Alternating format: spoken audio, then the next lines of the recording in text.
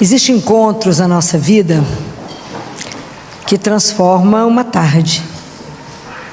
Existem encontros que transformam um dia. E existem encontros que transformam uma vida inteira. Não é assim? Assim foi Mateus, né? Com Jesus, né? No Evangelho de domingo, Mateus capítulo 9, versículo 9. Imagina, Mateus estava lá, sentado. Ele era cobrador de impostos, estava sentadinho fazendo as contas. Quando passa, né? Jesus viu, né? Viu Jesus um homem chamado Mateus sentado na coletoria de impostos.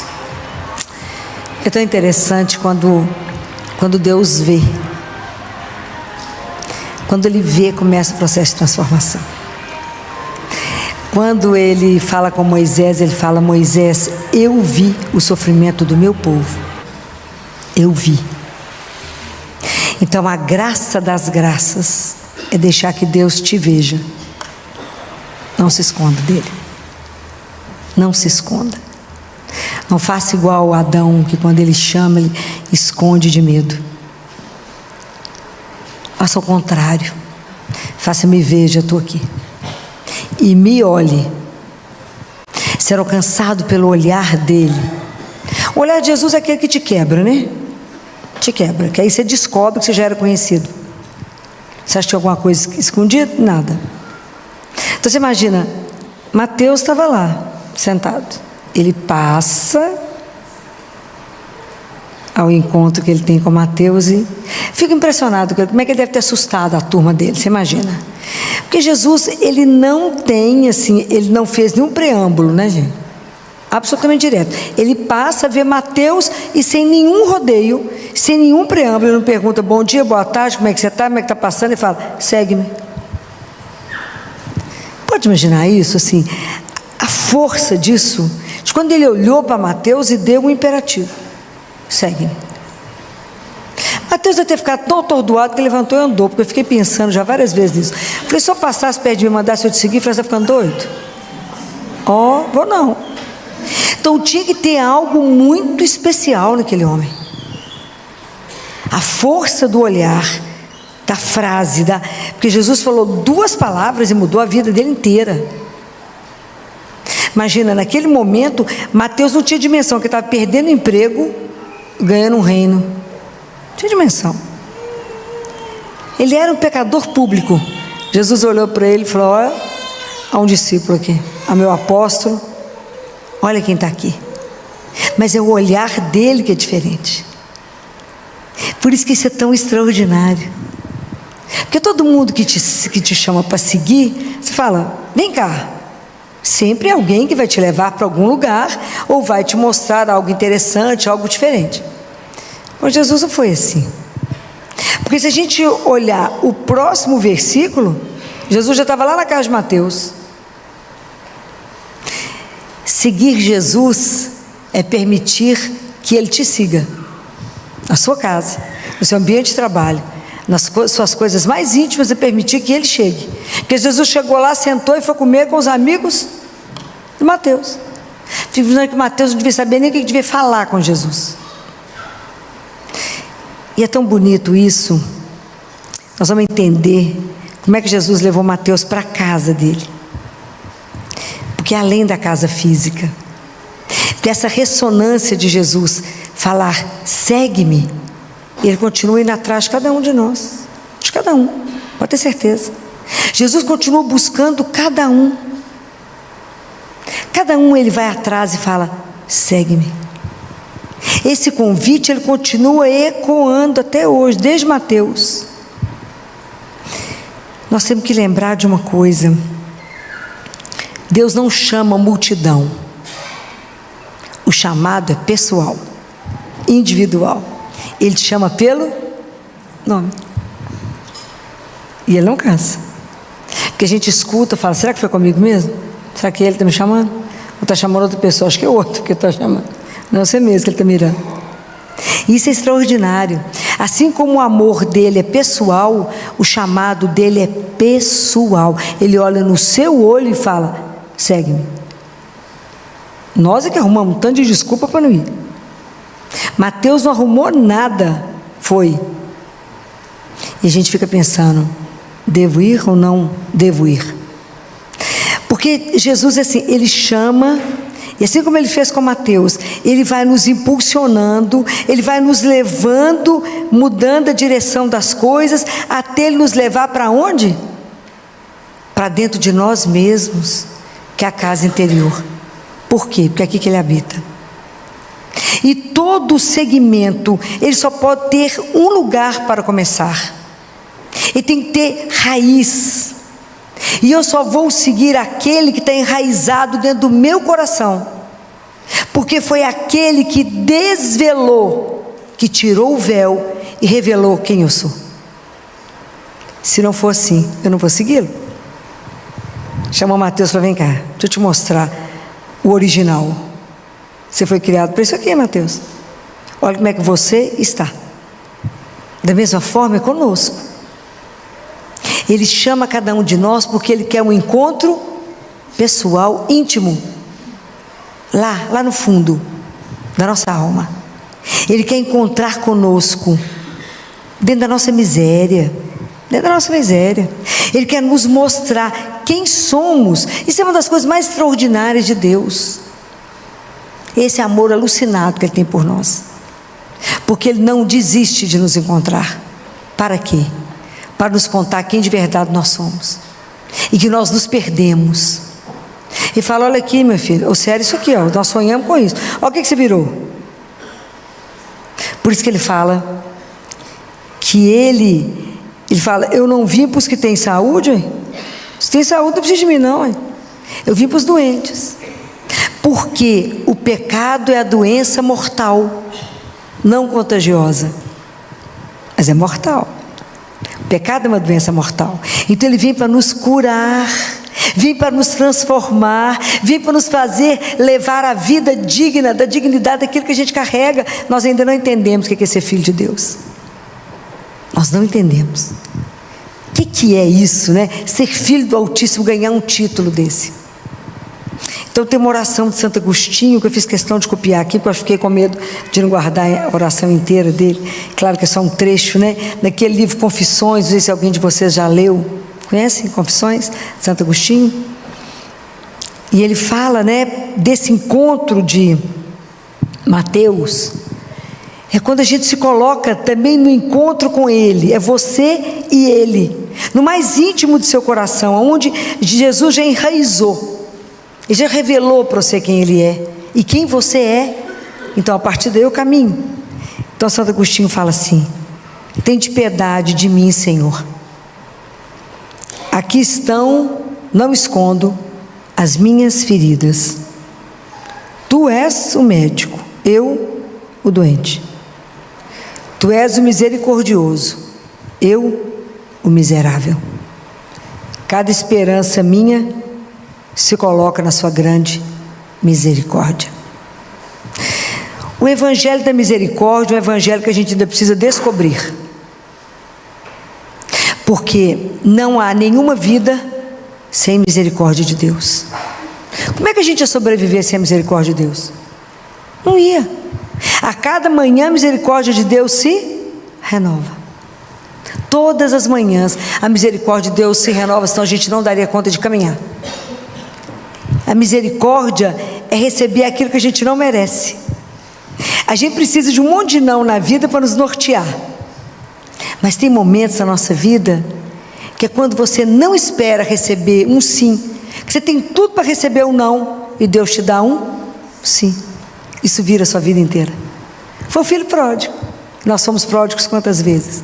Foi, gastou o dinheiro todo, gastou a fortuna toda do pai, voltou destruído. Qual foi a atitude do pai?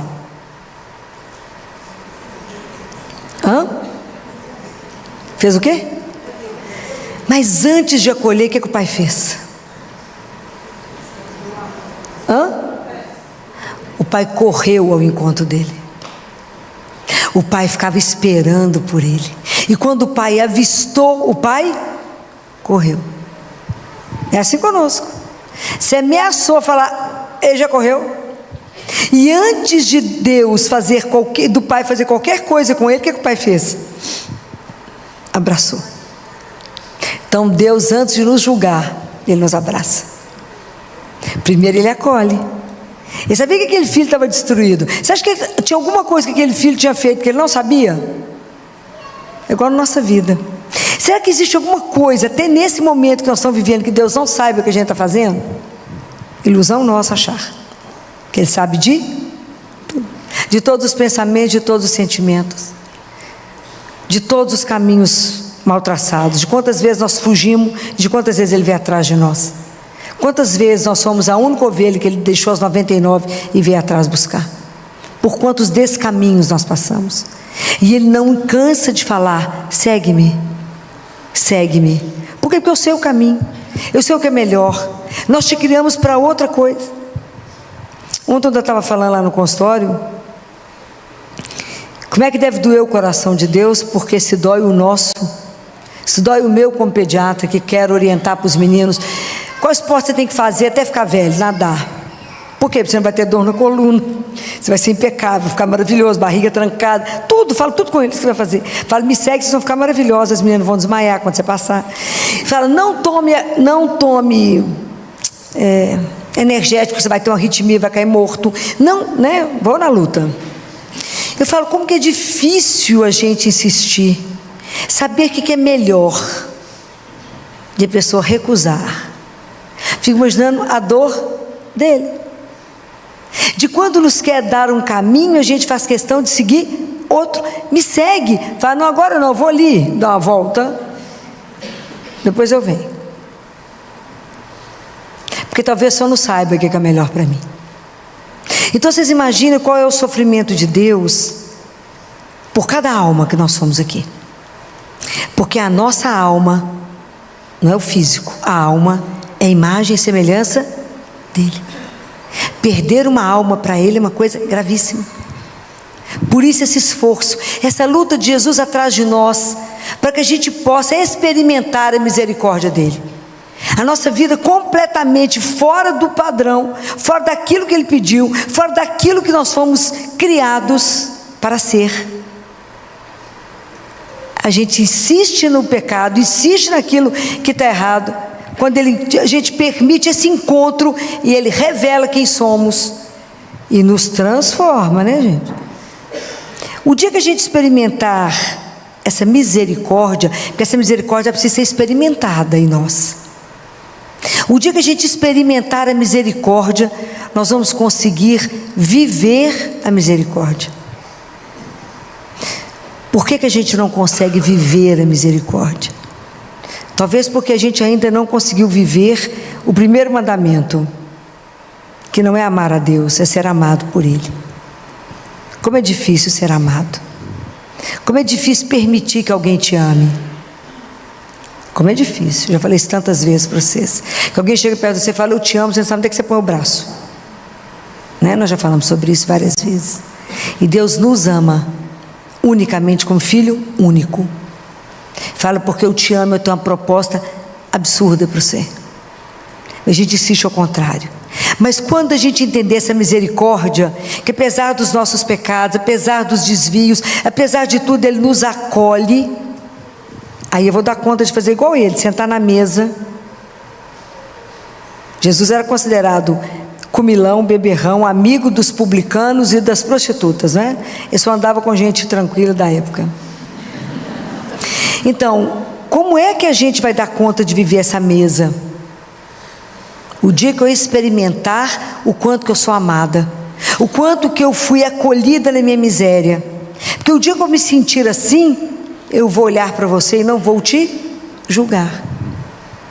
Aí eu vou viver o evangelho da misericórdia. O dia que eu experimentar isso, eu vou saber o que é dar a outra face. O dia que eu experimentar essa misericórdia, eu vou rezar pelos meus inimigos, eu vou fazer bem por aqueles que fazem o mal, eu vou emprestar e não vou esperar nenhum retorno. Aí eu vou dar conta de viver de verdade o estilo de vida evangélico, que é viver a misericórdia. Perceberam quanto nós estamos longe dela? O evangelho da misericórdia é o evangelho para ser aprendido. E é isso aqui que Jesus falou: aprendei de mim, que eu quero misericórdia e não o sacrifício. Ele pega a mesma frase que está na primeira leitura de domingo, que é Oséias: aprendei de mim, que eu quero misericórdia. Então, como é que nós vamos relacionar uns com os outros? Como que se eu recebo a misericórdia de Deus numa vida que Ele poderia ter tudo para descartar e falar: todos os seus pecados te levam para onde? Longe de mim. Ele pega, busca, restaura tudo, faz uma outra história, devolve a esperança e fala: anda comigo. E aí eu, por muito menos, encontro com alguém que fez muito menos que eu e falo: ah, tem chance não, vou andar com você não. A nossa obrigação é levar para o outro a fonte da esperança, é levar para o outro que toda vida tem possibilidade. O que Jesus falou para Santa Faustina? Alguém já leu o Diário de Santa Faustina? Lembra o que ele falou sobre os pecadores? Filó também se me aperta, né? Ele falou: Faustina, fala para os pecadores, quanto maior o seu pecado, quanto mais pecador você for, mais direito você tem à minha misericórdia. A gente não consegue compreender isso, que a gente quer uma justiça diferente. A gente fala: Jesus, não é possível que você vai ser bonzinho com fulano. A gente se comporta sempre como o filho que ficou em casa. Lembra do filho pródigo? A gente se comporta como ele, que nem entra em casa para a festa. Aí o pai fala: meu filho, mas tudo que é meu é seu. Eu fiquei a vida inteira aqui com o senhor, fiz tudo o que o senhor queria, e o senhor não me deu nem nada. Agora esse filho seu, que gastou tudo, o senhor está fazendo uma festa para ele, deu sandália, anel, roupa nova. Fala: esse seu filho, e o pai fala: o seu irmão. Percebe a diferença? O seu filho, o seu irmão. Como que nós temos dificuldade de viver a fraternidade? A gente se senta e julga e condena. Filó, mas eu não condenei aqui, não condenou aqui foi pior. Por quê? Quem tem que estar dentro de nós sendo adorado? Jesus. Quando eu coloco o outro no centro e fico falando do outro, eu estou colocando o outro no lugar de Deus. Esse é um dos pecados mais frequentes que a gente comete, que a gente precisa ficar atenta com ele, porque elas podem nos segurar um bocadinho no purgatório. Estou falando sério, estou brincando não. Então eu preciso pedir a Deus que me limpe a cabeça, me dê pensamentos puros, me ajude, Senhor, a não olhar para o outro, mas como Senhor, como alguém que julga, mas ter o seu olhar já trabalhado, um olhar que vê no outro, que além das feridas tem algo ali de muito bom. Fala: gente, Deus morreu por ele, tem que ter algo bom ali guardado, não é não? Tem que ter. Se Deus transformou minha vida, eu tive um encontro que me transformou. Então pensa, quando foi o seu encontro com Jesus, que transformou a sua vida inteira? Porque às vezes a gente está medindo, Jesus continua falando: segue-me, e nós continuamos agarrados. Segue-me, e a gente ainda não experimentou. Porque o dia que a gente experimentar de verdade o que é essa misericórdia que eu vivo, que eu recebi e que eu compartilho com o outro, vai despertar em mim um gene que está guardado.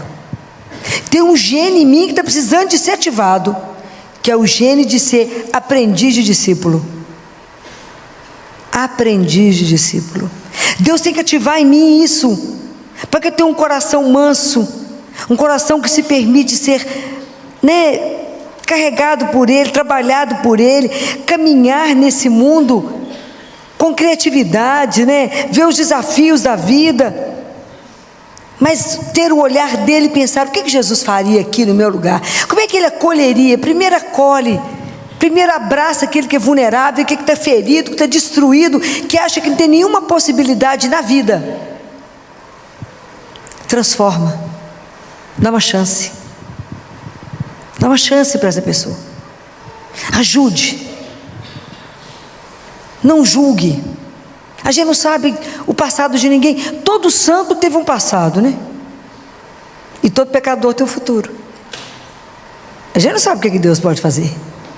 Ele transforma as coisas da hora que Ele quer, do jeito que Ele quer. Não tire as possibilidades de alguém. Ajude, aprenda a ver com outros olhos o outro que é seu irmão. Difícil ver, né? Difícil, não é brincadeira não. Tem que pedir a Deus para purificar os nossos olhos. Eu tenho alguns irmãos de rua, né? Que eu tenho um apreço, né? E eu tinha um que, bonito, tenho, né? Bonito. E ele começou a ficar perto de mim. E eu sempre perguntava para ele, todo dia de manhã assim: você dá vontade de comer o que hoje? E falava: eu passei a madrugada no crack, preciso comer. Falava: o que você quer? Adorava pastel, mandava fritar pastel para ele. Aí foi chegando o resto da turma, e ele foi aprendendo a ter confiança. Ele falou comigo assim: eu vim aqui todo dia só para te encontrar. E aí um dia ele falou comigo assim: eu preciso falar com você. Falei: pois não. Me ajuda a sair dessa vida. Eu não aguento mais. Tenho 31 anos. Lindo. Destruído pelo crack. Falei: claro que te ajudo, mas você quer ir? Porque eu não posso levar ninguém obrigado. Você quer ir? Ele falou: quero. Aí consegui mesmo uma vaga para ele, para essas fazendas, né? E aí um outro viu que ele iria, falou comigo: só me ajuda também. Eu preciso sair do crack. Minha vida está destruída. Eu preciso. Será que a gente tem chance? E aí ele falou comigo, no dia que eu falei: consegui a vaga de vocês dois, ele chorou tanto e falou: eu achei que Deus nem me escutava, doutora. Porque quem sou eu? A gente é tão acabado, a gente acha que Deus não escuta. Mas eu falei com ele: só me ajuda. E aí, na noite, eu falei com eles: então amanhã cedo, vocês estejam aqui, que tem alguém que vai levar vocês. Tem alguém que vai levar vocês para onde vocês têm que ficar, ok? Doutor, a gente tem documento, não precisa de nada, precisa só do jeito que vocês estão, vai do jeito que vocês estão, não precisa de nada. Lá vocês vão ser restaurados em tudo, até no documento. Primeiro preciso que vocês queiram ir. E aí eles foram, a gente rezou antes deles irem na porta da padaria, parece uma coisa de louco, né? Rezamos. E eles foram. E um deles falou comigo: eu não preguei o olho essa noite, doutora, dormindo aqui na rua com medo de perder a senhora. Fiquei com medo da senhora passar e eu me perder. Eu não podia perder essa chance. Tem rezado todos os dias para eles continuarem lá, permanecer lá. Porque a chance da vida ser restaurada, de dar para eles uma nova chance de começar de novo. A senhora acha que a gente tem jeito? Falei: claro que temos jeito. Falei: vocês acham que Deus me ama diferente do que Ele ama vocês? Ama igual. Cuida de vocês, vela pela vida de vocês quando vocês estão completamente fora do ar. Mas o crack não pode vencer. Quem tem que vencer é o amor de Deus por você. Então é preciso que a gente comece a experimentar essa misericórdia, para que eu possa levar para o outro, que ele tem uma possibilidade, que a misericórdia de Deus por ele vai ser muito maior, vai tirá-lo de onde ele está e fazer dele uma outra pessoa. Eles mandaram foto lá para mim, da hora que chegaram. Então, é começar outra história. Falei: Deus vai escrever uma outra história. Deus vai começar a contar aquilo que Ele sonhou para você. Vocês têm que acreditar nisso, rezar lá e ter força para sair do crack e tomar uma vida com dignidade. Vocês têm que parar de ficar aqui de mendigo e virar o filho do Altíssimo. Vocês não foram feitos para estar aqui mendigando. Mas às vezes a gente não está mendigando comida, mas está mendigando tantas outras coisas. Por quê? Porque não descobrimos para que fomos feitos. Então eu espero que de verdade, né, quando a gente está aqui pensando nessa frase, nessa palavra de Mateus: segue-me, que ela é para mim, que é para você, e pedir a Deus: o que te impede hoje de se libertar? O que te impede de seguir a Deus? O que te impede de verdade de se abrir a Ele e falar: eu quero? Porque todo o Evangelho, gente, ele está baseado em uma coisa: nessa possibilidade, né? Que é essa insondável confiança que eu tenho, que Deus vai transformar a nossa história. Ele pode, igual Ele tirou os meninos lá da rua. Outro dia eu recebi recado de um outro que me disse: fala que a Filó, quando estou aí pedindo nada, porque eu já consegui emprego. Quando Deus busca, Ele restaura. E se Ele restaura esses que estão ali, que o mundo passa e nem vê, que está como o lixo da sociedade, mas é nosso irmão. Mas na nossa vida hoje, na minha, na sua vida, Deus tem a possibilidade de fazer uma outra história, se eu permitir. Se eu abrir o meu ouvido, chegar diante dEle, for rezar e dizer para Ele: eis-me aqui, faça o que o Senhor quiser. O Senhor está me chamando, Senhor, então me leva para esse encontro dentro de mim, aqui, lá no coração. Transforma a minha história e me ajuda a viver exatamente aquilo que eu fui programada para ser. Então, me ajuda a me ver de verdade, a ver a minha história e não me contentar, como eu já falei isso com vocês. Não se feche no seu ateliê. Deixa Deus ser Deus. Deixa Deus trazer na sua vida o sonho que Ele fez quando Ele te criou. Por que nada está acontecendo na minha vida? Porque eu quero colocar Deus para seguir as minhas regras. Falo: Jesus, então eu quero casar assim, fazer assim, que tem que ser com aquele, tem que ter tantos filhos, ter a sequência dos filhos assim, um menino, uma menina, um menino, depois outra menina. Oi? Como é que é mesmo? Seja livre para viver a aventura de ser amado por Deus. Nosso tempo aqui é tão curto que é igual um sopro. E Jesus fala: vocês não têm perseverança, vocês não permanecem no meu amor. Segue-me, mas é todos os dias. Todos os dias a gente levanta com a disposição de seguir a Ele.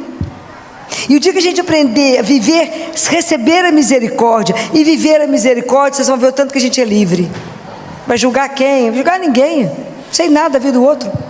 Cuida, abraça, faça o que você puder fazer de melhor para o outro e sinalize para ele, porque nós não somos nada, mas nós temos que mostrar o único que muda a história, o único que você fala: nossa situação é impossível, não para ele. Jesus é tão extraordinário, mas é tão extraordinário. Deve ter uns 2 meses, lá na Santa Casa, a gente estava sofrendo tanto, com um menininho de 2,3 kg, nasceu com bloqueio cardíaco total, frequência cardíaca dos 40, 50, né? Tinha que pôr marca-passo. Ok, o SUS paga? Paga. Mas o marca-passo que o SUS paga é mais pesado que o menino. Tô brincando não, gente. Você põe na barriga do menino, o menino cai pro lado do marca-passo. Tua filha, é brincadeira? Não, não é brincadeira. Aí não consegue ficar na barriguinha, aí a cicatriz cirúrgica abre, aí infecta, aí o que o menino tem que pôr adequado para o tamanhozinho do menino custa 16 mil. Nós pobres de maré, gente, como é que faz? Eu falei: Jesus, não, você vai dar um jeito, Jesus, presta atenção. 2,3 kg, Jesus, presta atenção. Não, só vai dar um jeito nessa história. Só vai dar um jeito. Pois é, meio mundo louco. O pessoal falou: não tem jeito de gastar, não. Falou: não tem 16 mil. Eu falei: não, Jesus, só vai dar um jeito, hein? Vai dar um jeito. Aí nada, Filó, não tem jeito, vocês não pagam, contenção, despesa, não tem dinheiro. Falei: mas não tem jeito, vai ter que dar um jeito, né? O recurso é quem? Ele que é o dono de tudo, né? Aí a supervisora lá do neonatal, desolada, gente desolado, chamou de tarde, eu estava no consultório, que o menino tinha que descer para o bloco, porque tinha que colocar marca-passo. Desceu com o pessoal chorando, falou: mas não é possível que vai pôr um marca-passo desse no menino. E ao mesmo tempo o pessoal lá da superintendência, que mexe com órteses e próteses, eu não sei o que eles arrumaram, que foi Jesus mesmo que arrumou essa confusão. Eu sei que entraram numa negociação com o fabricante, que estava lá o aparelhinho de 16 mil, mas eu sei que no fritar dos ovos a confusão foi tão grande que o fabricante aceitou que o marca-passo que estava lá 16 mil ficasse com o mesmo preço do SUS. Só ele. Até hoje ninguém entendeu o que aconteceu. O fato é que o menino já estava no bloco cirúrgico, o pessoal dos suprimentos saiu igual louco correndo para dentro do bloco cirúrgico para poder entregar o novo marca-passo. que o menino ia colocar. Vocês podem imaginar a festa que isso virou. Que eu recebi um telefonema de noite no meu consultório, falou: Filó, deu certo o marca-passo, o neném ensaiou com o marca-passo que devia ser. Eu falei: como que Jesus fez essa história que nós não estamos sabendo? Porque dinheiro não saiu 16 mil. Mas saiu uma negociação que ele deve ter entrado no meio e falou com o moço: é isso mesmo, vai ficar por esse valor, e ficou por esse valor, que eu não sei quanto, mas era um prejuízo, que na verdade para Deus é diferente. Então esses dias, encontrei com a supervisora, ela disse para mim: Filó, eu não consigo me esquecer do milagre do marca-passo. Então quando a gente vive essa misericórdia, que ele olha para nós e fala: Filó, mas você está sofrendo só por causa de 16 mil, minha filha? Ô, bem, mas nós somos pobrinhos, 16 mil para nós é muito dinheiro. Então, com aquilo que ele pode fazer com a vida daquele menor, daquele mais desamparado, daquele que não tem nada por ele. Então, quando ele chama cada um de nós, é porque nós temos que continuar fazendo na vida do outro o que ele tem que fazer. Ele vai nos seguir aonde a gente estiver, e ele vai agir através de você, dos seus olhos, do seu ouvido, da sua boca, do seu coração, das suas mãos. É aquela oração de Santa Faustina. A gente tem que ser a misericórdia para o irmão, como ele é para nós. É tão extraordinário quando Deus nos acolhe, quando ele transforma uma situação que está perdida e ele vira a situação, que a gente chora diante de algumas coisas que ele faz. Você imagina a gente ser o veículo disso para o outro? É assim. Nós não estamos aqui à toa, não estamos aqui de graça, não. Nós precisamos de entender isso e pedir Ele a graça. Me dê a graça de entender o Evangelho da misericórdia. Me ajuda a viver esse excesso de amor, esse extravasamento de amor, que a gente não consegue definir a sua misericórdia a não ser em excesso. Mas Deus nos ama assim, em exagero, porque somos filhos amados. Diga que a gente entender isso, mas somos todos. Alguns não descobriram. Então nós que já experimentamos, temos que levar. Não julgar, falar: vou te dar não, só porque você fez isso de errado. Deus faz isso com você? Não. A gente fala: Filó, a gente pode continuar dando isso tudo para as pessoas, elas vão ficar mal acostumadas. Porque Deus já nos estragou, né, gente? De tanto que Ele cuida dos detalhes, né? Sede misericordiosos como o vosso Pai é misericordioso. Não regre, dê como Ele te dá. Experimentem isso. Hoje tem que ressoar no seu ouvido: segue-me. E de verdade, hoje você tem que ter coragem de pedir a Ele: vamos comigo para casa? Para minha casa interior, entra comigo e me mostra, desvela para mim a minha história, e me mostra o que me amarra e que não me permite voar, que não me permite de verdade ser aquele cristão, aquele católico, que todo mundo olha e fala: tem alguma coisa diferente dessa pessoa. Tem, Jesus. O que é essa alegria? Jesus. Por que tudo mais? Jesus. Por que isso acontece? Jesus. Que a gente seja capaz de, na nossa vida, revelar esse amor que nos sustenta, essa luz que ilumina o nosso caminho, essa força que nos põe de pé todos os dias. Deus é de tanta infinita misericórdia conosco, que Ele nos permita, né, que depois que a gente escutar, ver, que Ele ative em nós o nosso desejo de ser um aprendiz de discípulo, para que um dia, até o final, a gente consiga ser chamado também de cristão. Que Deus nos abençoe, que Nossa Senhora, que foi a primeira discípula, nos ajude nesse caminho tão difícil de ouvir e de segui-lo sem restrições.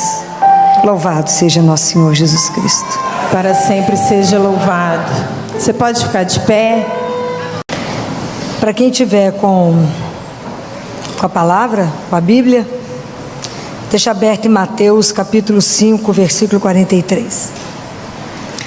Nós iniciamos um processo, né, esse período tão forte, que se chama Quaresma. E na Quaresma a gente está avaliando e meditando mais, né? Pelo menos é para a gente estar rezando mais, para trabalhar mais o nosso processo de conversão, com o jejum, com a penitência e com a oração. Nosso processo de conversão, ele não é um processo simples. Nós vamos nos converter até na hora da morte. Mas tem um ponto que Jesus nos pede, que é tão interessante. no Evangelho de domingo, na Transfiguração, Deus Pai fala assim para eles, para Pedro, Tiago e João: este é o meu filho muito amado. O que vai falar? O que vai fazer? Ouviu. Naquele momento, Jesus não estava falando nada. Ouviu. Então hoje a gente escuta Jesus pela palavra. E a gente corre o risco de escutar algumas coisas e falar: mas isso eu já ouvi tantas vezes. Só que de verdade a gente precisa ouvir e olhar para nós e falar: eu cumpro. E isso que eu estou trazendo hoje é Mateus 6, quando Jesus diz assim, no versículo 43: ouvistes o que foi dito: amarás o teu próximo e odiarás o teu inimigo. Eu, porém, vos digo: amai os vossos inimigos e orai pelos que vos perseguem. Desse modo vos tornareis filhos do vosso Pai que está nos céus, porque Ele faz nascer o sol igualmente sobre maus e bons, e cair a chuva sobre justos e injustos. Com efeito, se amais aos que vos amam, que recompensa tendes? Não fazem também os publicanos a mesma coisa? E se saudais apenas os vossos irmãos, que fazeis demais? Não fazem também os gentios a mesma coisa? Portanto, deveis ser perfeitos, como o vosso Pai Celeste é perfeito. Palavra da salvação. É um pedido muito simples, né? Muito simples. Porque, na verdade, a gente conhece a espiritualidade de alguém pela forma como ela trata o outro. Pela forma como eu acolho você ou não, eu sei como que você caminha do ponto de vista da sua consciência espiritual. Essa consciência de que nós somos irmãos, filhos do mesmo Pai, isso é algo que precisa ser desenvolvido em nós. Porque o dia que eu entender isto, eu vou parar de classificar amigo, inimigo, simpático, antipático. Parar de rotular, entender que somos todos filhos do mesmo Pai. E que todo mundo tem algo de bom dentro dele, que às vezes ainda não teve a oportunidade de brotar. E essa função é nossa, que já rezamos. Então nós rezamos e temos consciência que em cada um de nós, quem que habita? Quem? Verdade? Vocês têm certeza disso? Se a gente tiver certeza disso, como é que eu tenho que tratar meu irmão? Prestar atenção como é que a coisa passa, como é que a coisa tem que mudar. Quando eu percebo, eu tenho consciência que no outro Deus habita. Filó, mas aqui, aquele povo que irrita, porque tem algo que os irmãozinhos não colaboram. Duro. Como é que eu faço para tratar aquela pessoa antipática? Jesus falou: amai os vossos inimigos, reza por aqueles que vos perseguem, vos maltratam. Falo: para matar não? Ele fala: não matarás. Não matarás. Então, tem algumas coisas muito interessantes de São Bento. Então, São Bento fala que, por que às vezes o outro implica com você? Por que às vezes a pessoa não gosta de você, ou você cisma com uma pessoa e não gosta da outra? Porque às vezes a gente projeta no outro aquilo que está em nós. Porque o inimigo muitas vezes está dentro de quem? De nós mesmos. Mas nós não tomamos consciência disso. Então quando Jesus fala: amai os vossos inimigos, e Jesus é tão doce, ele é tão doce que o tempo verbal que ele usa é amarás. Quer dizer, um dia você será capaz de ele não fala ame, ele fala amarás um dia. Quando? Porque nós temos que tomar, quando eu proponho a viver isto, e nós estamos no período da quaresma, eu tenho que prestar atenção nisso. Se eu vou conviver com alguém, aquela pessoa é insuportável, eu não posso me dirigir a ela me sentindo primeira: eu vou te amar porque eu sou superior a você. entendeu? Eu sou tão bacana, tão maravilhosa, que eu sou capaz de te dar uma migalha do amor. Vai dar certo? Não, não vai. Então eu não posso ter esse ar de superioridade. Eu também não preciso achar que eu vou conquistar o outro pela força. Vou? Não. Quando é que nós seremos capazes de amar o próximo, de suportar o outro, rezar por aqueles que me fazem mal, aquela pessoa que me feriu? Não adianta eu pensar que eu vou dar passos largos. Eu tenho que pensar que primeiro eu tenho que querer. Falo, Senhor, o Senhor falou comigo, me ajuda a conviver com essa pessoa insuportável. Mas ela é sua filha, ele é seu filho, e o Senhor morreu na cruz por esta pessoa. Quando ela recebe a Eucaristia, o mesmo Cristo que está nela está em mim. Como é que eu vou vencer isso? Com passos pequenos. Então primeiro eu preciso começar a rezar por ela. Fala, não dou conta não. Não, eu tenho que começar desejando o bem. Mas não é, eu não quero rezar por ela só para que ela te encontre e te largue. Não, nós temos um compromisso de rezar pela salvação uns dos outros, para que a pessoa não se perca no caminho. Então essa é a nossa função. Não é do mundo, é só daqueles que Ele colocou no seu caminho. A gente precisa aprender a conviver com o outro. Mas existe uma coisa interessantíssima que São Bento fala. Quando você estiver convivendo com aquela pessoa que é chata, insuportável, e que te fala coisas que você não gostaria de ouvir, eu tenho que pensar, porque existe um exemplo muito interessante de Davi. Davi, quando era rei, ele estava passando, e um homem, eu não vou lembrar o nome dele agora, começa a apedrejar o rei e falar mal dele. E aí Abissai fala com o Davi assim, aqui, quer que corte a cabeça dele? Ó, meu povo era calmo. Quer que corte a cabeça dele? Você para de falar? Davi falou, não, se ele está falando mal de mim, é porque Deus permitiu a ele que falasse assim para mim. Então agora é o momento que eu tenho que me rever. Olha que interessante, porque isso pode ser aquilo que o Senhor quer falar comigo. E aí Davi se humilha diante de Deus, Davi se avalia diante de Deus, e por causa da atitude de Davi ele ganha uma guerra. Olha que interessante. Olha que interessante. Então a primeira coisa, quando você tiver uma pessoa muito difícil, vamos começar a agradecer a Deus pela vida dela. Fala, Jesus, sabe aquilo que eu estou querendo matar? O Senhor falou, não matarás. Ele é seu irmão ou sua irmã, então eu vou ter que olhar para ele com olhos de amor. Não vou dar conta. Então eu quero pedir o seu olhar para mim. Me ajuda a olhá-lo através dos seus olhos. Me ajude a amá-lo através do seu amor. E comece a colocar no altar para Jesus ir transformando, porque é assim que eu já fiz com muitos, que eu queria matar e eu punha no altar, Jesus mudava. Porque a gente precisa trabalhar isso em nós e entender, essa pessoa, na verdade, ela é um presente de Deus para mim. Que é isso, Filó? É, porque essa pessoa vai trabalhar a minha santificação.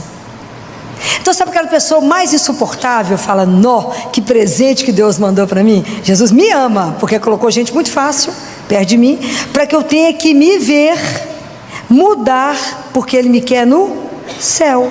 Já tinham pensado sobre isso? Não, né? Fala, não, Filó, não quero nem conviver, pois eu quero te dizer que Jesus falou, reze por aquele que te persegue. E é tão interessante que à medida que a gente começa a rezar pelo outro de verdade, começa pequenininho, passinho pequeno, fala, Jesus, olha para o outro, só, depois Ele vai te ajudando, nós vamos melhorando, e aí as feridas em nós vão cicatrizando, as feridas vão curando, e a gente vai percebendo que aquela pessoa mais insuportável, na verdade, ela é um presente de Deus na minha vida, porque ela me faz ver o que eu não sabia que eu tinha. Então há um caso interessante que São Bento conta, de um rapaz que tinha uma governanta, e a governanta dele foi embora, e aí falaram com ele, não contrata tal moça. Ele contratou, ligou e falou, não, tem que mandar essa mulher embora, porque ela, depois que ela veio para minha casa, é que só tem discórdia, briga, confusão, raiva. Falou, pois agradece a Deus, não dá mandar ela embora não, porque ela é o anjo que Deus mandou para sua casa, para te revelar o quanto de ódio, de ira e de rancor existe dentro do seu coração. O que nos magoa? Quando alguém fala alguma coisa, aquilo só vai me ferir se aquilo estiver dentro de mim. Se ele não estiver dentro de mim, aquilo não me fere. Quer ver um exemplo básico? Quando a mulher tem um filho. Não é fácil ser mãe, né? Então a mãe acabou de ter menino. Primeiro ela quer parto normal, porque todo mundo pergunta para ela assim: você teve parto normal? Se não teve, né, ela foi considerada menos. Aí ela se sente obrigada a amamentar. Aí aquela luta da amamentação, olha, eu amo e faço de tudo para as mães amamentarem. Mas os primeiros dias é uma luta. Aí o pessoal liga para a mãe e fala assim, ninguém liga para a mulher que acabou de ter um menino e fala: como é que você está? Está se sentindo bem? Está feliz com a maternidade? As pessoas perguntam assim: e aí, está dando leite? Se a mulher não está conseguindo amamentar, ela fica com ódio. E ela quer matar aquela visita. Fala: mato, não recebo. Ela fala: não posso. Desliga o telefone. Aí ela chega no consultório chorando. Eu falo: porque isso não está resolvido dentro de você. Por isso que você se sentiu agredida. Mas se você naquele momento falasse com ela: nossa, mas eu desejei tanto, fiz tudo, mas não consegui. Sim, a gente assume a nossa impotência em fazer isso. Qual é o problema de assumir a nossa fraqueza? Nenhum. Mas quando você assume e fala: não dei conta de amamentar, ela até vai te consolar, vai ser: está tudo certo. Mas amamentar não é brincadeira, isso é um desafio. E isso incomoda muita gente. A mulher que tem menino depois da amamenta, o povo quer matá-la, né? Então vai cutucar. Então, se essas coisas não estão resolvidas dentro de mim, eu já respondo igual que as gatas arrepiadas, que você fala e a pessoa já grita. É mais ou menos isso. Então a primeira coisa que nós vamos aprender quando Jesus fala: ama aquele que te faz mal, é muito interessante. Vamos começar a rezar. E aí a gente vai chegar num nível de oração e de olhar o outro, que eu não vou ficar no mesmo nível com ele de quem ganha ou quem perde. Eu tenho que passar o outro nível, se eu fui enganado, se eu fui enrolada, mas entender que a única coisa que o outro precisa é de amor. Gente, essas coisas só irão acontecer conosco o dia que eu permitir ser amada por Deus de tal forma que eu seja transformada por Ele e que esse amor possa fluir através de mim e curar o outro. Não é fácil, mas é preciso. Lá no CTI, há uns anos atrás, né, tinha uma menina para trabalhar, espetacular no trabalho. Tecnicamente falando, o plantão dela era espetacular. Mas a relação humana, só Deus. O mau humor chegava encarnado. Você imagina, o ambiente CTI já é um estresse único. Tudo é muito estressante. Tudo é uma questão de segundo. Todo mundo tem que estar em situação de alerta. E aí a única coisa que a gente não pode ter lá é o mau humor. Nós temos que dar conta de debochar da gente mesma para poder raciocinar rápido. Mas o mau humor era quando falava, aquele mau humor fez Jesus. Mas nós vamos fazer o quê, minha filha? Nós temos que resolver isso. Não tem condição. Isso faz mal para ela. Isso faz mal para ela. Então eu comecei a abraçá-la. Falei: gente, sabia que a gente precisa abraçar 5 pessoas todo dia para ter saúde? Nós vamos começar a abraçar nesse CTI, porque aqui é estresse demais. E falava: não, o seu plantão é tão maravilhoso. O seu plantão me deixa sossegada. Então eu comecei a fazer com que ela visse ela mesma. Porque às vezes o outro, ele agride porque ele nunca descobriu nada de bom nele. Ninguém nunca conseguiu olhar para ele e dizer algo de bom. Ninguém nunca conseguiu fazer um elogio. Não é mentir, é mostrar para o outro aquilo que ele precisa enxergar nele. Sem mentira. A gente que anda com Deus não pode mentir. Mas o plantão dela era impecável, competente demais. Aí abraçava ela e falava: seu trabalho me encanta. Eu posso ir para casa sossegada, porque eu sei que eu sou uma leoa com esses meninos. E abraçava e falava com ela: está tudo bem? Estou achando sua carinha triste, tem alguma coisa acontecendo? Posso te ajudar de alguma forma? Então eu comecei a mostrar para ela que eu via, que eu olhava para ela, que eu estava vendo que estava acontecendo alguma coisa. Vocês podem imaginar que essa menina mudou da água para o vinho, se tornou filha, né? Ela me chama de mãe. Mas quem fez isso? O amor de Deus. Ela foi capaz de perceber isso, né? Hoje ela tem que fazer esse trabalho com outras, que hoje já está na minha função lá. Então, hoje ela tem que trabalhar o outro. Então, às vezes, a primeira coisa que eu preciso fazer é agradecer a Deus pela pessoa difícil, porque ela me ensina. Depois eu preciso rezar por ela, pela graça de Deus. E eu preciso começar a mostrar a ela que ela tem valor. E entender que muitas vezes aquela pessoa até que faz o mal, aquela pessoa que só tem ira, raiva, ela tem Deus preso nela. Jesus está encarcerado nela, eu preciso libertá-lo. Então, enquanto eu estou diante dela, eu rezo e adoro o Jesus que está preso nela. Fala: Senhor, eu adoro o Senhor que está aí preso, me ajuda a te libertar. Isso é espetacular, gente. A gente conseguir fazer isso. A outra questão que a gente tem que fazer é o perdão. Perdoar aqueles que nos ofenderam, falou mal de você, te prejudicou. Fácil demais, né? E a gente faz uma caminhada pela Bíblia muito interessante. Em Gênesis, né, Lameque, que era cruel, lá em Gênesis 4, ele falava assim: toda injustiça tem que ser, eu tenho que reparar 77 vezes. Imagina, toda injustiça eu tenho que reparar 77 vezes. Aí no Sinai, eles recebem a lei: olho por olho, dente. Aí chega Jesus: quantas vezes eu tenho que perdoar? 77 vezes. Ao contrário de Lameque. É espetacular. Aí Jesus tem que nos ajudar a fazer esse processo, porque o perdão é uma força ativa, que eu preciso dele, porque ele tem 4 passos, né? Primeiro, eu não preciso ter pressa de perdoar. Não tenha pressa. Essa coisa tem que ser pensada. A segunda, eu tenho que ter raiva e deixar a raiva ter. Eu estou com raiva de você que fez isso comigo, porque a raiva me dá uma distância. O terceiro passo, eu tenho que ter coragem de avaliar a situação. Falar: gente, de verdade, o que foi que aconteceu? Por que essa pessoa reagiu desta forma? O que será que eu fiz para que o outro reagisse dessa forma? Porque às vezes é assim, não é? Às vezes a gente provocou o outro, e aí o outro agiu na ira, e aí ficou tudo.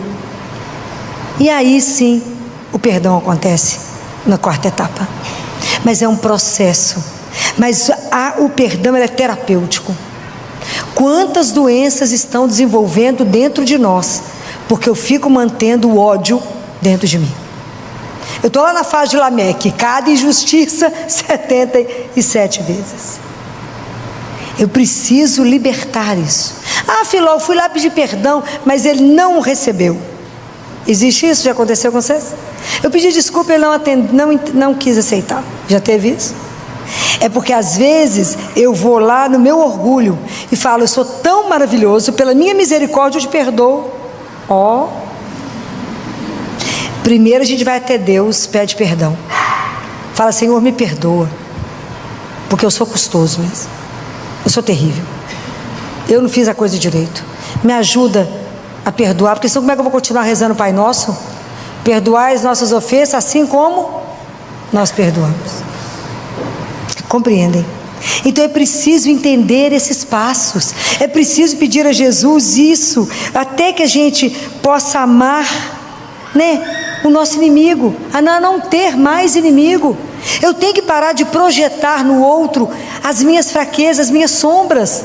E o outro, dia que for amado, ele também vai parar de projetar. Porque na cruz, Jesus uniu aquilo que era impossível de unir. Ele pegou os meus opostos e colocou junto. Ele pegou Deus e o mal. Ele pegou o pecado junto. Ele juntou aquilo que há de pior em mim. Então o que em mim ainda está ruim? Eu tenho que pedir a Ele, fala: Jesus, me mostra onde que está o que está ruim, onde está o meu grande inimigo. Por isso a gente reza o sinal da cruz, pelo sinal da Santa Cruz. Livrai-nos, Deus, nosso Senhor, dos nossos inimigos, daquilo, de tudo que eu penso, daquilo que eu falo e daquilo que eu sinto. Mas a gente faz tão rápido que a gente não sabe nem porque faz o sinal da cruz, que a gente acha que o inimigo está externo, mas na verdade o inimigo está interno. É preciso ter coragem de se ver.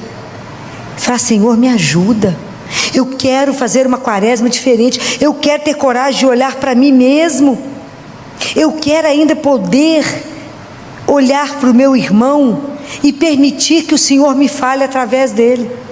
São Bento, quando ia fazer reunião lá do mosteiro, ele mandava chamar todos, não só os monges mais velhos, mas o mais novo, que ele falava, às vezes Deus fala pela boca do mais novo, porque Deus não precisa de inteligência do outro, ou de conhecimento do outro para poder se apresentar. Deus usa de quem Ele quiser. Ele usou inclusive da mula para poder falar, está lá escrito. Então Deus usa, e quando a gente começa a entender isso, muitas vezes eu posso pedir ao Senhor que fale através do outro para mim. Senhor, o Senhor está querendo, me ajuda a entender o que o Senhor quer. Fale pelo outro, que o outro hoje seja a sua voz para mim, porque Deus fala. Me ajuda a ouvir o que o outro quer dizer para mim.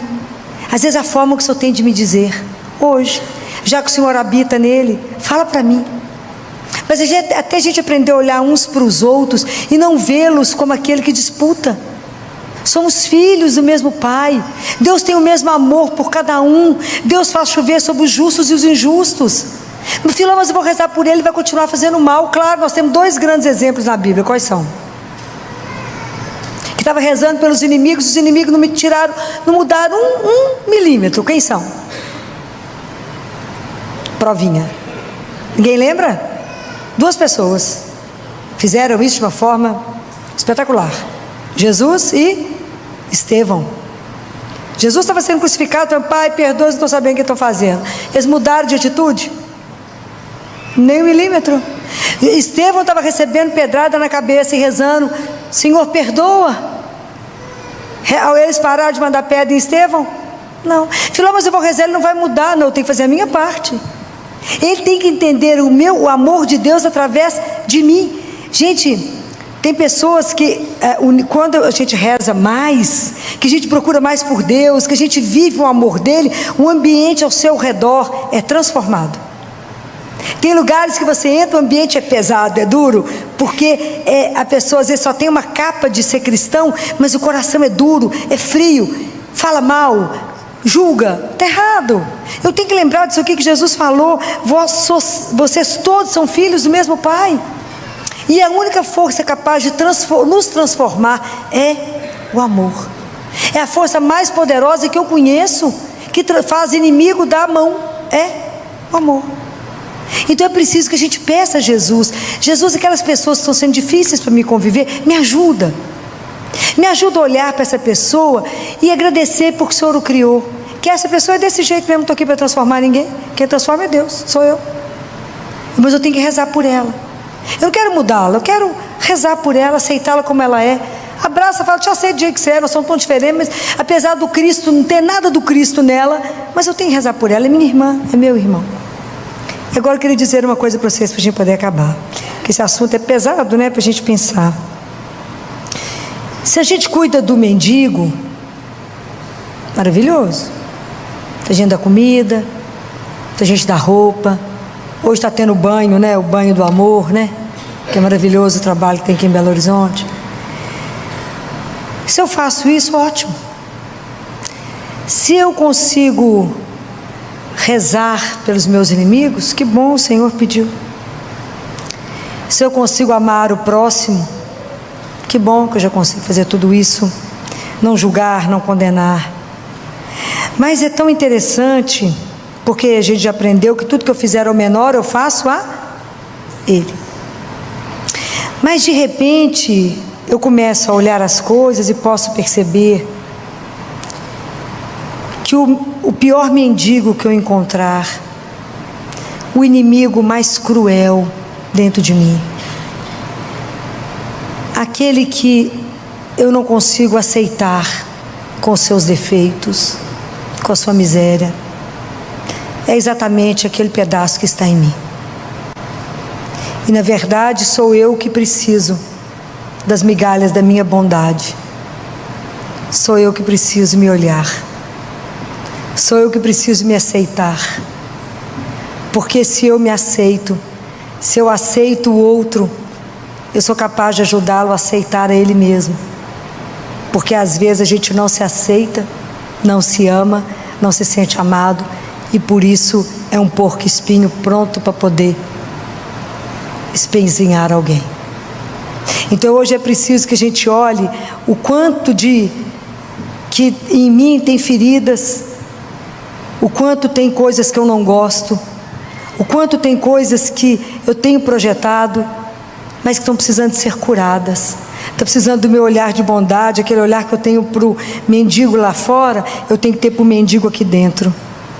Aquele olhar que eu tenho para aquele que agride, eu tenho para aquele que está sendo agredido aqui dentro, para aquele que está abandonado, por aquele que está escondido. Então eu preciso pedir a Jesus que venha nos curar, que é somente a graça dEle, somente Ele, que nos ama como ninguém, somente Ele que nos aceita como mais ninguém aceita, que às vezes nem eu mesmo me aceito, e por isso eu sou tão revoltado, carrego tantas dores e tantas coisas, porque eu não sou capaz de me aceitar. Mas existe alguém que me aceitou, me amou, me ama e morreu por mim, apesar da minha miséria, apesar de tudo que eu não sou, Ele me amou. É esse amor que a gente precisa experimentar, assumir, ser transformado por Ele, para que as pessoas que estejam ao nosso lado também possam receber esse amor e serem transformadas por Ele. Que Nossa Senhora, nossa doce Mãe, que viveu esse amor como ninguém, interceda por nós junto a Jesus, que olha a miséria nossa, de cada um aqui, que olha o mendigo que em nós habita, o inimigo que em nós habita, aquele que não é aceito, os nossos medos, os nossos fracassos, as nossas perdas, aquilo que dói, aquilo que incomoda, aquilo que eu não consigo aceitar. Me ajuda a amar a mim mesma, ou esse próximo. Me ajuda a amar o inimigo que habita em mim. Me ajuda e ajude a cada um de nós a se sentir filho amado do Altíssimo. Louvado seja nosso Senhor Jesus Cristo.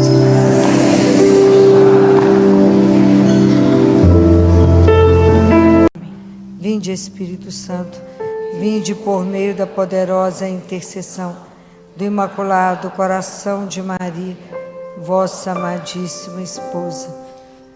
Espírito Santo, vinde por meio da poderosa intercessão do Imaculado Coração de Maria, vossa amadíssima esposa. Vinde, Espírito Santo, vinde por meio da poderosa intercessão do Imaculado Coração de Maria, vossa amadíssima esposa. Amém. Vamos sentar. Obrigado pelas orações. Para quem está com a palavra de Deus e quer acompanhar o primeiro trechinho, a primeira palavra que eu quero comentar, né? Tem Mateus capítulo 1, versículo 22 e 23, que diz assim: tudo isso aconteceu para que se cumprisse o que o Senhor havia dito pelo profeta: eis que a virgem conceberá e dará à luz um filho, e o chamarão com o nome de Emanuel, o que traduzido significa Deus está conosco. Quando a gente pensa sobre isso, Deus está conosco. É difícil às vezes a gente compreender isto, viver isso de uma forma que seja real. Quando eu falo e chamo Ele de Emanuel, Ele é aquele que caminha conosco. É a mesma coisa que eu posso dizer, eu posso repetir. Isso me chama por uma intimidade que eu posso dizer: Ele é o meu refúgio, Ele é minha fortaleza, Ele é a minha segurança. E se a gente for mais íntimo, a gente vai falar: Ele é o meu amor. Ele é tudo que eu tenho. Né? Então, é essa intimidade. A intimidade de um Deus que quis vir assumir a nossa vida.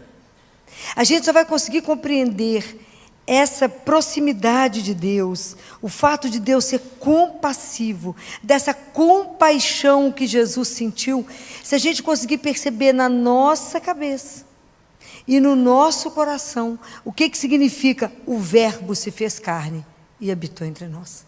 Isso é muito grande. Isso é uma coisa tão extraordinária. Deus se faz carne e vem assumir a nossa vida conosco. Ele vem para poder participar da nossa história. para viver a nossa vida conosco. Ele não vem tirar nenhuma dor, Ele vem viver conosco os nossos problemas, os nossos medos, as nossas inseguranças, todos os nossos problemas, tudo Ele está no meio, conosco. É Deus conosco. Isso é tão grandioso que nós não temos dimensão do que significa isso. Então, para a gente poder conseguir entender um pedacinho do que significa isso, porque no Evangelho de domingo, quando Jesus vê a multidão, está escrito no capítulo 9, versículo 36, ao ver a multidão, teve compaixão, porque eles pareciam que a multidão estava cansada e abatida, como ovelhas sem pastor. E essa compaixão de Jesus, essa frase, da forma como é dita, ela só está escrita no Evangelho 12 vezes. É quando Jesus sente uma compaixão profunda, quando vê chegar para Ele os cegos, os surdos, os coxos, os leprosos, quando Ele vê a viúva de Naim, aquela mulher enterrando o filho. Então, quando ele viu aquela multidão que seguia ele olha para aquele povo que estava com fome, era mais de 5.000 pessoas, e fala: eu tenho compaixão deles porque eles estão com fome. Então, esse Deus compassivo, que viveu a fome com quem tinha fome, Ele adoeceu com o que estava doente, Ele sofreu tudo que estava na nossa carne, com exceção do pecado, Ele assumiu isso tudo. Mas como é que nós vamos entender isso, né? Isso é muito grande, que a gente acha às vezes que Deus está longe. Então vamos pensar, vamos fazer uma reflexão pequenininha aqui para o nosso lado, para a gente poder conseguir fazer uma dimensão. Quando a gente está vivendo um momento difícil na nossa vida, seja por uma doença física, seja porque eu estou vivendo uma escuridão espiritual, seja porque eu estou vivendo uma angústia profunda, o que te consola? Te consola mais alguém que fala com você assim: ah, faça isso. Pode ser? Será que se alguém te então pegar o caminho e falar: não, o caminho é esse, trabalhe dessa forma, faça isso? Pode ser. Ou alguém que te traz alguma palavra que te dá um conforto? Pode ser que essas coisas nos ajudem. Mas o que nos ajuda de verdade? É quando alguém chega e fica do seu lado e fala: eu não sei o que eu tenho que fazer, eu não sei o que eu tenho que te dizer, a única coisa que eu sei é que eu vou ficar do seu lado até o fim. Isso te conforta. É essa presença que permanece do seu lado até o fim. E essa dádiva, gente, tão simples, nós perdemos. Porque nos foi ensinado que a nossa presença tem que ser útil. Ah, mas o que eu vou lá visitar, Filó? Eu não sei o que eu vou falar com essa pessoa que perdeu alguém. Ou eu não sei o que eu posso fazer. Então, como eu não sei fazer nada, então eu acho que eu não tenho que ir. Estamos errados. Nós temos que estar lá. Alguém está doente, está passando um momento difícil, eu vou lá e fico do lado dessa pessoa. Por que é tão difícil isso? Porque quando eu assumo esse papel de estar com o outro, eu vou assumir um momento de vulnerabilidade do outro. Eu entro na vulnerabilidade dele, eu compartilho da fraqueza e da falta de força do outro. Não é fácil acompanhar alguém que está sofrendo, não é? Não é. E aí eu entendo que eu perco, e eu tenho que entender que eu vou perder o controle. Que eu também vou permitir não ter a sequência, não ter a última palavra, não perder aquilo que a gente pensa diante de alguém sofrendo. O que eu tenho para fazer? Quando a gente não tem o domínio, nem a decisão de poder mudar uma história. A gente tem que estar sujeito a isso. Então a gente prefere não participar. Mas a gente precisa estar com o outro até o fim. Então vou ficar com você até o fim. Quando vocês conseguem, quando vocês já viveram isso, essa pessoa que ficou com você até o fim, que só te abraçou, enxugou suas lágrimas, ela passa a fazer um elo com você, passa a ter uma intimidade maior maior, muitas vezes, do que um laço de família. Isso é impressionante.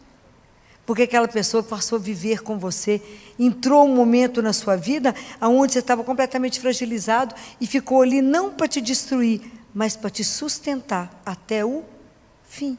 Essas pessoas são exatamente a nossa fonte de força e de uma nova esperança. São essas pessoas que falam, nada, tem uma saída. Tem uma saída. É disso, é isso que a gente tem abandonado. Então, quando Jesus sente compaixão, essa reflexão pequenininha que eu estou trazendo para vocês, é para que a gente consiga começar a compreender o que é um Deus compassivo. É um Deus que fica conosco na nossa miséria, que envolve a nossa vida miserável de pecado, abraça essa vida para transformá-la. Ele permanece conosco quando a gente está no chão. Ele assenta do nosso lado, Ele não nos abandona. Isso é uma das coisas mais extraordinárias. Esse é o Deus compassivo, que olha para a nossa miséria e o coração dele quebra. É profundo demais isso em Deus, e isso é determinado por um verbo em grego, que quem que sou eu para falar em grego, não sei, mas é uma frase que é muito além dessa empatia superficial que nós temos, ou de uma tristeza de ver uma determinada situação. Isso é algo extremamente profundo que Jesus sente, e isso é dito somente 12 vezes, porque isso é um mistério. Imagina, isso fez com que Deus descesse. Ele assumiu a nossa carne. O verbo se fez carne e habita entre nós. A gente não tem dimensão do que aquele Deus fez por nós. Então, quando Ele assume a nossa história, a nossa vida, para transformar. Então, quando Jesus diz assim, sede misericordiosos, sede compassivos, como meu Pai é, por que a gente não consegue ser? É porque, na verdade, se a gente tiver coragem de olhar de verdade para Jesus, com a nossa miséria, com a nossa história, nós vamos observar que nós somos muito mais competitivos do que compassivos. A gente compete por tudo, até pelo sofrimento, até pela dor. Estou sentindo uma dor, porque você não sabe da minha dor, né? Você não sabe da minha dor. Isso eu já falei com vocês, né? A gente tinha criança, as siamesas, quando operaram, quando elas foram separadas e, né, perderam algumas coisas, elas disputavam quem ficou com mais sonda. Quem ficou com mais sonda era mais desastre. Mas eu tenho mais do que você. Então, por que Deus é a única pessoa compassiva? Por quê? Porque Ele não precisa competir conosco. Ele é o completamente outro. Então, quando Jesus lança isso para nós, é para que a gente possa ser transformados. É para que a gente possa aprender de verdade dele quem somos. É para que a gente possa de verdade ganhar um outro ego, uma outra identidade. É preciso que a gente tenha coragem de ver o nosso ego tão competitivo.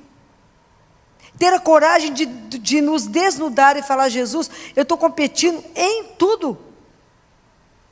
Não, fulano é humilde, não, porque você não viu tanto que eu que sou humilde. Ó.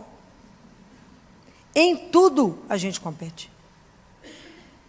Então, aprender isso, a primeira coisa que a gente tem que aprender é sobre que, na verdade, as nossas intenções é de competir e não de ser compassivo. É tão interessante que tem uma fala e uma entrevista, claro que eu já esqueci o nome, ele era um senador americano e ele chegou a ser vice-presidente dos Estados Unidos. E aí, quando foram fazer uma entrevista com ele sobre ser compassivo, ele pegou um lápis e mostrou o lápis com a borracha na ponta e disse para o político, para ele, que foi um grande senador, para ele, é como essa borracha no lápis. Essa borracha só serve para apagar os nossos erros. Assim é a compaixão para o político. É apenas para fazer política. É para fazer disputa. Somente para isso serve a compaixão. Deixou o povo chocado. Somente, muito honesto, né? Somente para isso serve a compaixão. Para que vou competir com você, eu faço algo maior que você. Você está achando que eu estou fazendo isso por compaixão com o outro? Não, é para que eu ganhe. É duro de ouvir isso. Mas é para que a gente também se veja e fala, Senhor, se eu estou fazendo uma proposta na minha vida de ser, falei semana passada, que nós temos um gene, que é para a gente ser aprendiz de discípulo. Então, aprendiz de discípulo, aprender a ser compassivo como meu Senhor. Então, receber de Deus um novo ego, uma nova identidade, para que eu possa entender que não é por tudo que eu estou competindo, por tudo que eu estou tentando ganhar pela competição, porque eu acho que aquilo que eu faço a competição é que me faz ser melhor. Então, se eu vou competir, quem é mais forte, quem é mais bonito, quem tem mais poder, então essas diferenças é que vão me fazer ter um tom diante de alguém e falar, uau, viu como é que fulano é? Nada, tudo igual, tudo feito do mesmo barro, do mesmo pó. Mas entender que a identidade que eu ganho de Deus, a nova identidade, o novo ego, não é pelos méritos que eu acho que eu alcanço competindo, mas é pelo amor que Deus me dá. Eu sou um filho ou sou uma filha amada, a minha identidade é porque eu sou filha do Altíssimo.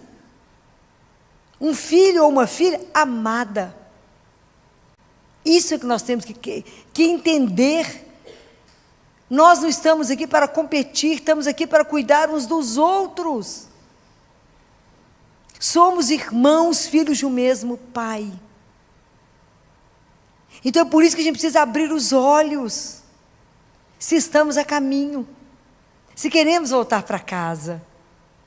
Nós vamos aprender o que significa ser compassivo, pedir a Ele que nos ajude a amar de verdade.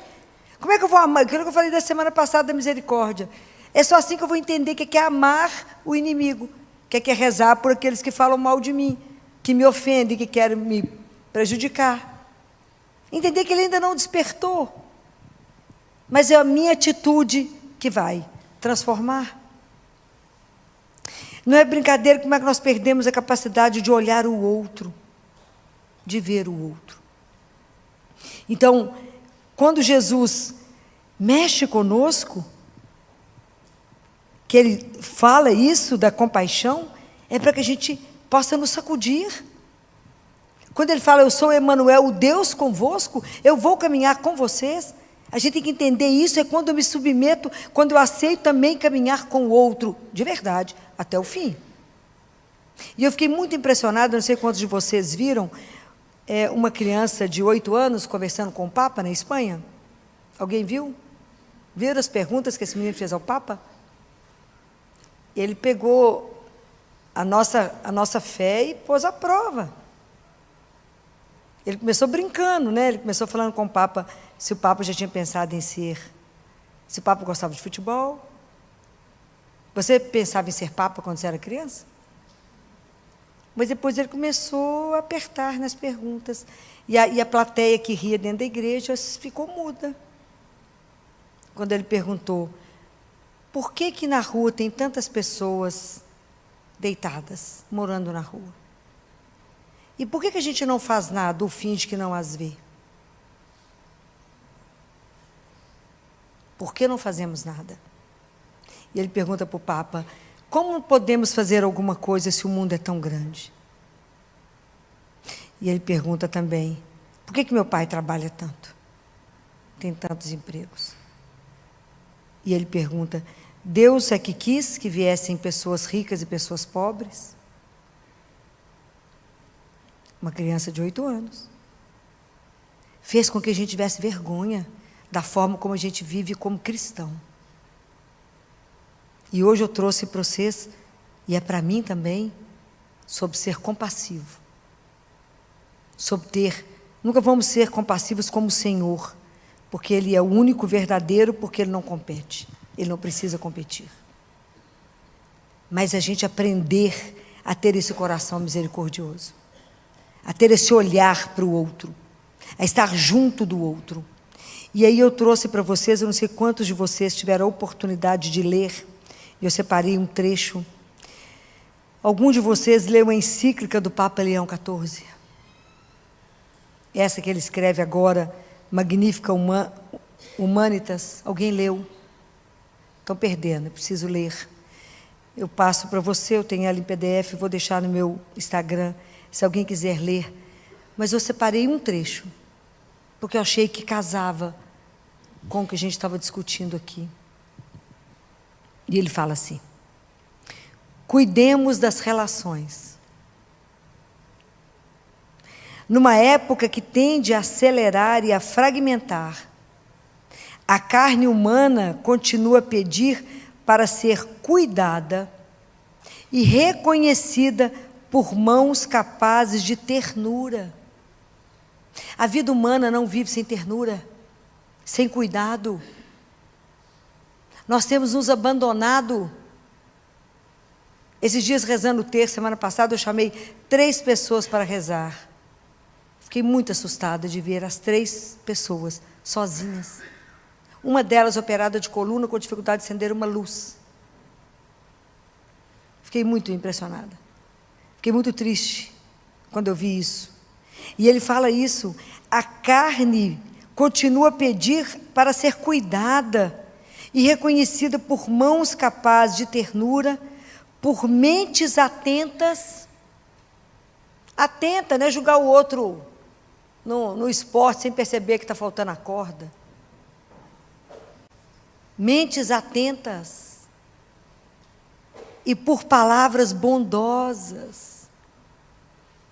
Isso é para a gente pensar, gente.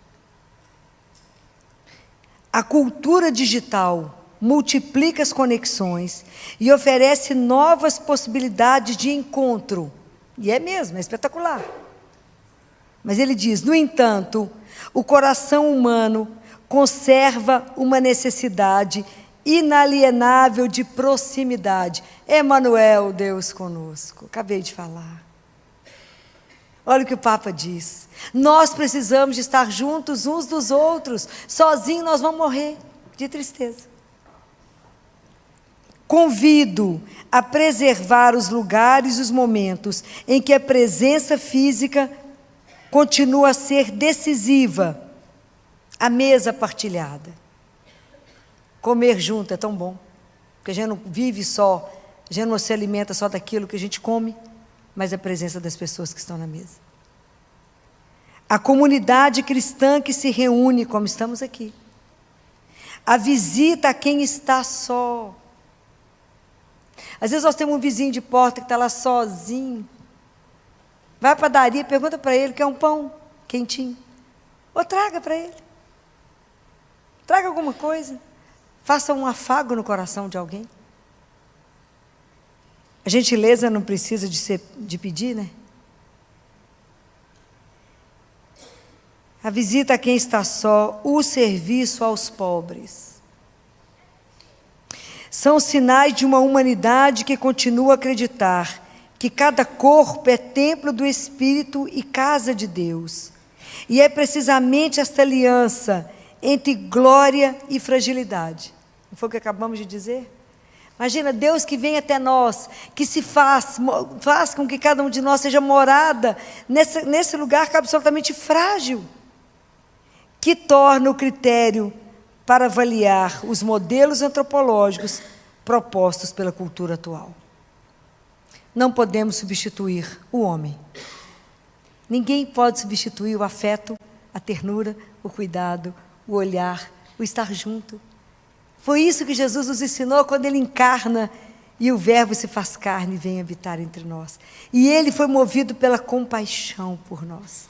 Hoje Ele olha para cada um de nós aqui e sente compaixão das nossas dores, da nossa tristeza, da nossa angústia, dos nossos medos, da nossa falta de coragem de dar um passo, do nosso medo de Deus, do nosso medo de assumir a nossa atitude cristã e de verdade de viver uma vida que incomode, de verdade viver o Evangelho, de verdade se comprometer com o outro, de brigar pelo outro, pelo aquele que não sabe nem que tem voz, nem que tem vez. Isso Deus espera de nós, porque é através de nós que Ele age no mundo.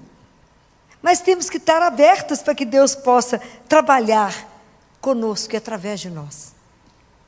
É em Cristo e através de Cristo que nós podemos trazer a mudança para o mundo e mostrar que o nosso Deus é vivo e aquilo que Ele viveu, aquilo que Ele veio trazer, o Emanuel, o Deus conosco, é real. Como é que eu posso mostrar que isso é real? Me fazendo presente para você, estando presente para você. Eu estou aqui, não sei fazer nada, mas eu estou aqui com você, de mão dada até o fim. Eu não sei falar nada diante de uma perda, eu te abraço e choro com você. É isso. É gente cuidando de gente. Porque o Senhor deu o modelo, Ele veio até nós e nunca mais foi embora. Permanece conosco. Esses 2 trechos do Evangelho me puseram muito a pensar na minha atitude, na minha vida cristã. E por isso trouxe para dividir com vocês que precisamos de verdade fazer um caminho de conversão. Isso aqui é para trabalhar a nossa conversão. De verdade, alguém olhar para nós e saber que somos cristãos, não porque eu falei, mas porque as minhas atitudes revelaram o Deus que eu creio. E que me deu o exemplo, me deu o modelo, e eu preciso seguir. Que Nossa Senhora nessa noite interceda por nós. Ela que, assim que teve a notícia de que Isabel estava grávida, e ela estava grávida, ela foi servir. Então que Nossa Senhora interceda por nós junto a Jesus, para nos dar a graça, né? De verdade, de não ter medo de Deus, de não ter medo de entregar a nossa vida e de verdade sair das nossas ilusões que somos alguma coisa, da ilusão que somos diferentes e melhores do que alguém. Imagina, somos absolutamente nada, mas que a gente possa se colocar de verdade para viver o Evangelho do amor. A maior força é capaz de mudar uma humanidade. Então que Nossa Senhora se compadeça de nós, como filho dela. Olhe para a nossa miséria. Interceda para que a gente consiga as graças necessárias, para que a gente saia de aprendiz de discípulo, que a gente possa se tornar um discípulo fiel do nosso Senhor Jesus Cristo. Louvado seja nosso Senhor.